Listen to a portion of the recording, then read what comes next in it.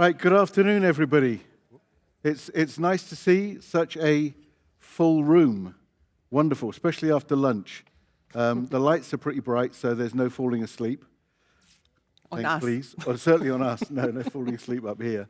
And if there was any chance of falling asleep, James kept us on our toes and got the adrenaline pumping by turning up 3 minutes before the presentation to get mic'd up.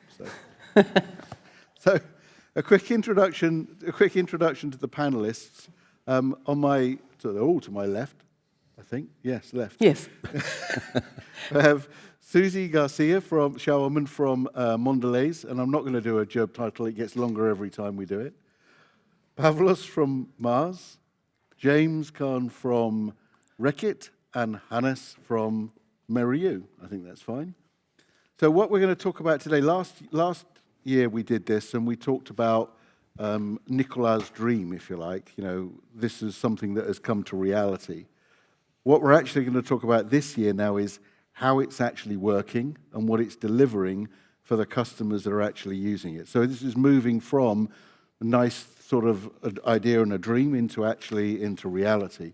So I think that moves us quite nicely on to Susie. So can you tell us, how's it working for you?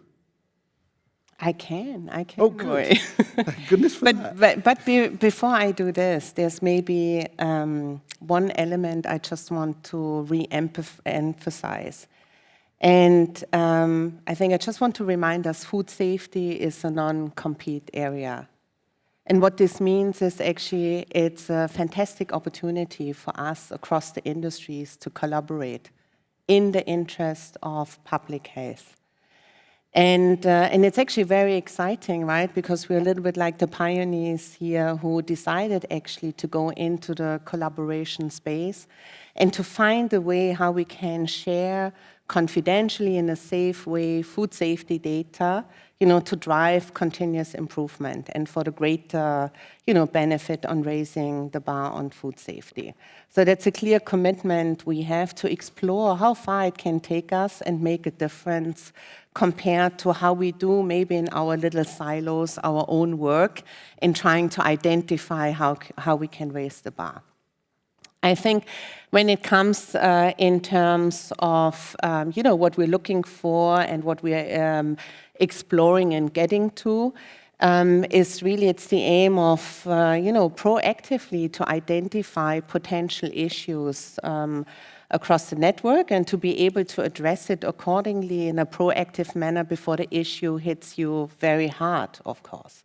Then as well, with the insights we are generating with all of this, collaborative data, we want to be able to make better sourcing strategy decisions, right? So where is it from a food safety perspective, the better way from a sourcing aspect.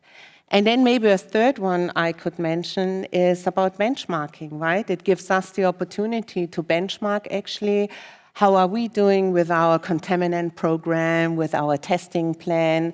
How does it compare to our peers in the industry? Are there any best practices, any things we would potentially can adjust or just confirm we are on the right track? So this would be some of the elements actually we are seeing starting to work for us and where we are pretty excited about. Thank you very much. And you're right, the food safety piece being a non-compete is a really important point. And I think it's a thing that spreads across the whole food industry, right? It's not just really about the non-compete from the food companies, but it's about the whole ecosystem of food safety. So great to hear that you're starting to use it. And I know, Pavlos, we actually ran a workshop with the Mars team to get the Mars team ready to use the tool. So tell us about that and how it's going for you. Correct. And when we were approached some years ago about the opportunity that we have on sharing data, we had the realization in Mars that the world we live in is evolving and is evolving in a pace that we've never seen before. And I remember a conversation we had internally in Mars that someone mentioned that today is the slowest day of the rest of your life from a technological point of view. And that really, really stuck with me. And now is the time that we need to do something different. We need to catch up. So It's really important to leverage technology that we had in the morning as well about data and digitalization, but it's also the collaboration element. And when you combine these two elements together, this is the beauty of this initiative that we have in this tool. And this is bringing us to today. So we are using the tool in March. We already launched the tool. And we are getting some really, really good insights. First of all, we have big data. When you have your own company's data is one portion of it. You times 5, 6, we ended up with 1.2 million data points that we had available to us. So with big data, you can start doing trending, and you can have a more timely insight before you start harvesting recalls and incidents from the external world, before this happen.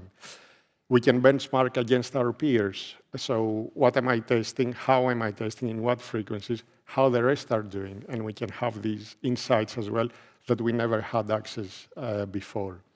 We can see new emerging hazards. Maybe there are elements that we haven't picked up in our risk assessments, but someone else from the community have picked up. And this is something that we can get insight, and then we can alter our risk assessments. We can update our material risk assessments, and we can start also testing or being aware about this risk. That can be translated into our specifications, and then we can see how we can manage further down in the HACCP, in our HACCP plans. Another area that we are looking to use for is in innovation, and as well for mergers and acquisitions. Maybe it's about we are close to, and we are interested in a merger and acquisition for a material that we are not aware of. It's not in our portfolio today. We can get insights about that material and the food safety through the tool that someone else is from the community using these materials.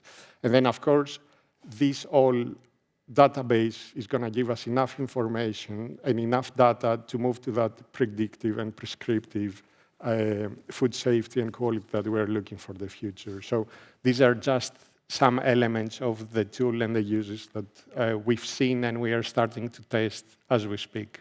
Fantastic, and I think some of those are beyond where we originally envisaged using the tool. I think the mention of the mergers and acquisitions is a fascinating thing that we'd not really considered at the beginning. And by the way, Pavlos is now Hannes's best friend, and there's some lovely dynamics. If you want somebody who is going to push you to higher levels of delivery, then you get somebody from procurement on the team. So it's been a wonderful thing of the learning how the procurement has pushed us beyond what we would probably normally have done from an orderly quality point of view. And it's been a very, very fruitful collaboration. And best friends is a strong statement. I know. I was pushing my luck there, Pavlos. So you'll notice actually there's a new face on the stage, and it's not the same old people from last time. And this is a signal that new people are joining, and this is the public announcement of one of the new members to the project. So, James, why did you join? Sure, thank you. I think, if you think about the industry I'm in, so Reckitt, which owns Mead Johnson Nutrition, and we are providing nutrition, we're even saving lives of premature babies and infants throughout their early life. Therefore, it's a very demanding, probably my most demanding job in terms of contaminants I've ever done. So whilst we have a surveillance program,